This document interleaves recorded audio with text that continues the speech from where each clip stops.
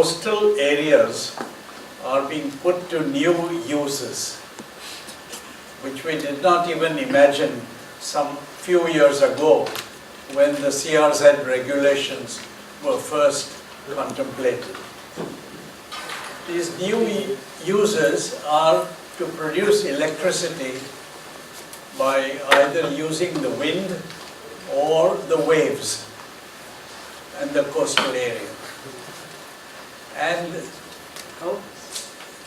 both wind energy as well as wave energy require that to harness them, you have to produce some structures.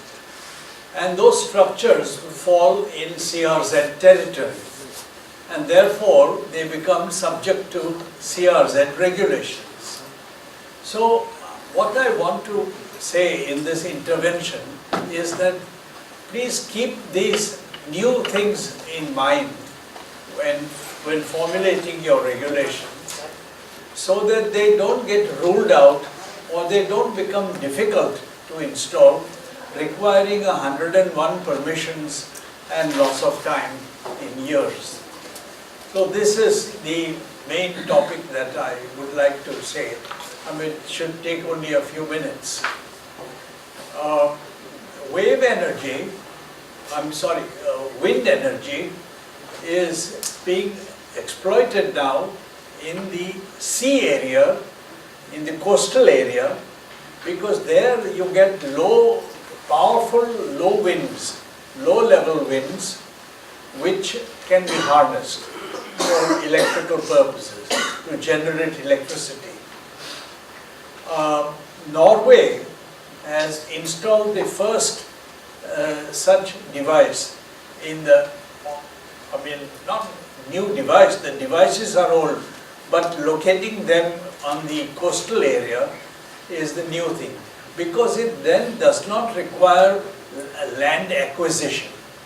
You don't have to go to Madam Mamta Banerjee for any permissions.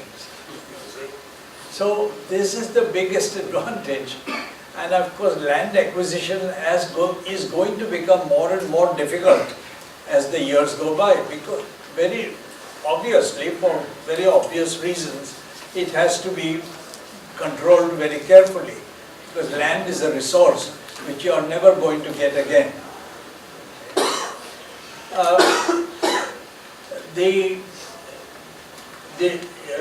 United States is having again some installations on the coastal area, and has just approved its first offshore wind farm in Massachusetts, and Germany has likewise approved installations in the North Sea.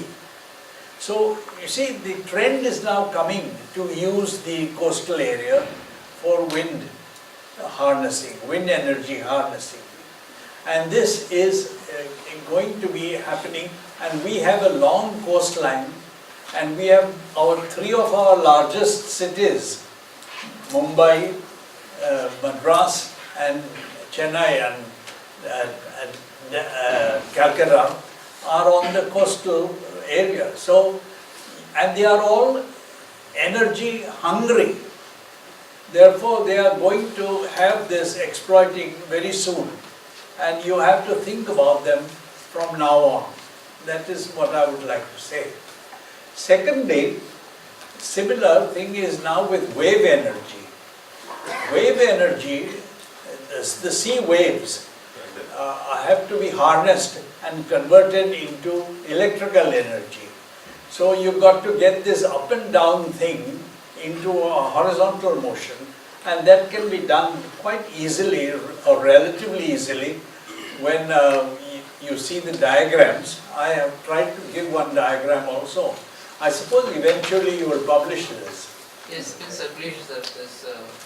But I don't know, I couldn't see my diagram in it, so I thought probably it was omitted. But anyway, that's not the point. The point is that wave energy conversion into electrical energy also requires installation of some structures in the CRZ territory. You see. And for wave energy, we are far behind, although we have such a long coastline all over India.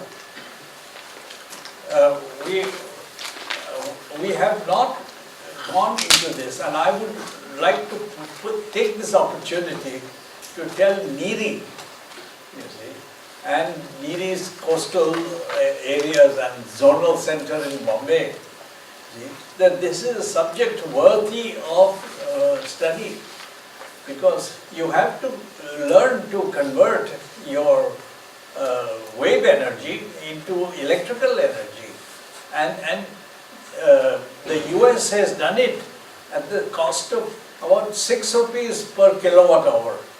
Now in the US, if it costs 6 rupees per kilowatt hour, in India it will cost less, surely. You see.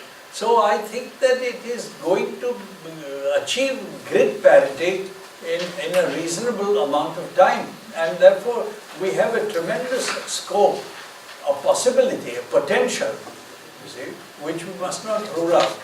And it all needs platforms to be constructed, it needs some equipment. The equipment is not very tall, you see, fortunately, but it needs platforms to be constructed, it needs some intervention in coastal area. And that is the subject of recent vintage, and therefore it might get overlooked in our thinking about coastal zone territory, so that I thought that this was a good opportunity to mention about it. Thank you very much.